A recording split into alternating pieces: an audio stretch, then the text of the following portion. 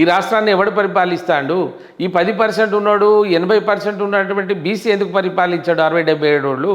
మరి అటువంటిప్పుడు రిజర్వేషన్ అడుగుతున్నాడు. ఇక్కడ రిజర్వేషన్ ఏమని కావాలి? మాకెందుకు? నీకు సమానంగా మాకు అందరు ఆస్తులు పంచు, కమిషన్ వేసి అందరు ఆస్తులు పంచరాదు, అందరు సుఖంగా బతుకుతారు. రాలేదు నేను, ఇప్పుడు నా దగ్గర డబ్బు లేదు, నా గాడ్ ఫాదర్స్ లేరు, నాకేం తక్కువ అనియలే. ఈ దేశంలో ఒక మొదటి పిహెచ్డి చేసిన నేను 12 అవార్డులు ఉన్నాయి. ఈ రాత్రి నువ్వు ఇచ్చిన నేను బ్లడ్ ఎక్కడంటే ఆ బ్లడ్ ఇస్తాను నేను. ఆ శక్తి ఉన్నోని అందులో ఒక గోల్డ్ మెడల్ ఉన్నది, ఒక అంతర్జాతీయ అవార్డు ఉన్నది. అక్షరమాల లేని కాకతీయ యూనివర్సిటీకి ఎగ్జిక్యూటివ్, కాకతీయ యూనివర్సిటీలో అందశ్రీకి పిహెచ్డి నేనే, డాక్టరేట్ ఇవ్వడంలో నాది ప్రముఖ పాత్ర ఉంది. అడగండి అందశ్రీ గారిని, చేయండి. ఆయన చెప్పమనండి మనస్ఫూర్తిగా.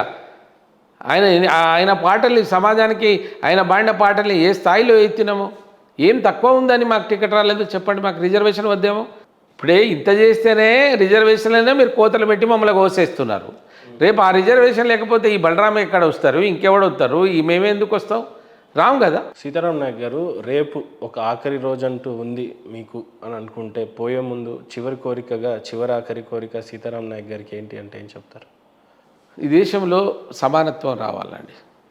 దౌర్భాగ్యం ఇంకా కారు ఆగిన దగ్గర వాడు యాక్సిడెంట్ అయినపోయి రూపాయి అడుక్కునేటువంటి పరిస్థితి పోవాలి ఈ దేశంలో. ఎందుకు ఉండాలండి?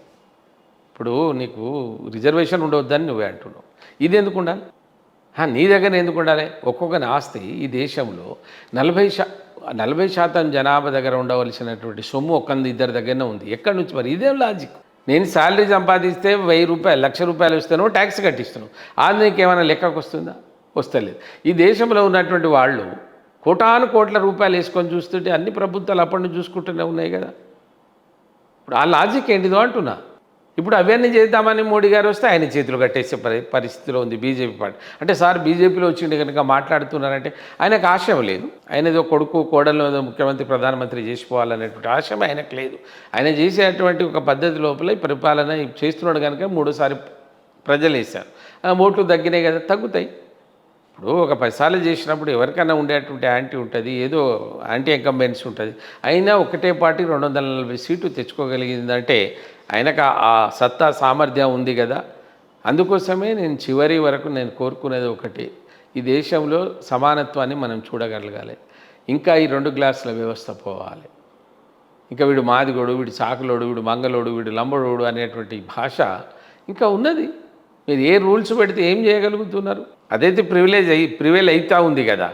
అన్నిటికంటే నాకు జన్మనిచ్చినటువంటి నా జాతి ఈ దేశంలో గుర్తించబడాలండి. రాజ్యాంగంలో లేము, రాజ్యాంగంలో ఈ జాతి గుర్తించబడలే. ఒక 5 రాష్ట్రాలనే ఎస్టీగా గుర్తించబడ్డాం.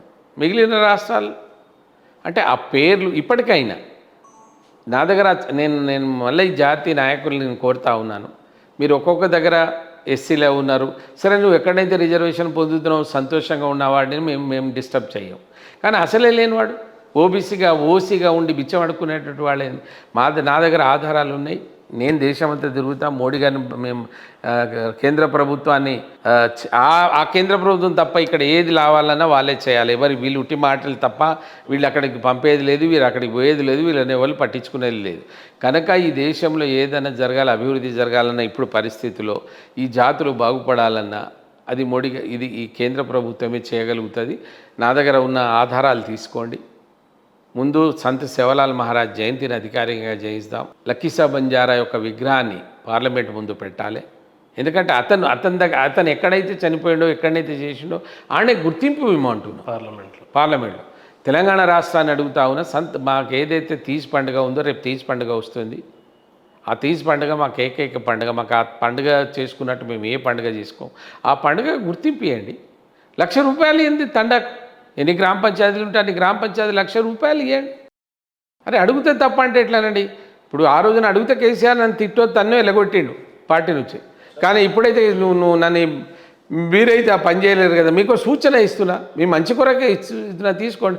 లేకుంటే నేను కేంద్రంలోనే పోరాడతా. సార్, గల్లీ నుంచి ఢిల్లీ దాకా ఎప్పుడు ఒంటి చేయి పోరాటమే మీది. ఫైనాన్షియల్గా అంత ఎస్టాబ్లిష్ కాకపోయినా, తల్లిదండ్రులు బాగా సంపాదించకపోయినా ఇన్ని రోజులు ఒంటరి పోరాటమే నడిచింది కదా, ఎప్పుడైనా ఒంటరిగా కుమిలిపోయిన క్షణం, బాధపడిన క్షణం, ఏడ్చిన క్షణం ఏమన్నా ఉందా? ఎప్పుడైతే ఆ టికెట్ డినై చేసిన రోజు బాగా ఏడ్చినామండి మా ఇంట్లో, బాగా నేను కూడా ఏడ్చిన. ఏం చెయ్యని పాపానికి 3-4 లక్షల ఓట్లతో గెలిచేది నేను, దగ్గర దగ్గర 3-4 లక్షలు. మీరు ఎవరైనా చేయించుకోండి, ఏదో నా మీద సర్వే చేయించిన అంటాడు. తెలంగాణ ద్రోహినేమో తీసుకొచ్చి టికెట్ ఇస్తావు, నా మీద సర్వే చేయిస్తానంటే మీకు నోరు ఉందానా? మీరు మనుషులనైనా, మీరు మనుషులుగా నమ్ముతారా ఎవడన్నా మీకు? మీరేమో మమ్మల్ని మీరు ఎమ్మెల్యేలు పిలిస్తేనే పోవాలంటాడు ఎంపీలను, మళ్ళీ మా మీద సర్వేలు అంటారు. అయినా నా మీద సర్వే చేస్తే 80% వస్తుంది ఆడ. మరి ఏం తక్కువ చేసినాం మైబాద్కి? పాస్పోర్ట్ సెంటర్ పెట్టినా అండి. ఇప్పుడు పాస్పోర్ట్ ఎవరైనా అక్కడి నుంచి హైదరాబాద్ రావాలంటే 10,000 కదా, ఆడ 15 నిమిషాలు 1 అవర్లో పాస్పోర్ట్ తీసుకోగలుగుతున్నారు. ఏం చేయలేదు, కుమిలినాం. ఎందుకు కుములుతామంటే నాయక్ సాబ్ ఇంత వర్త్ ఉండి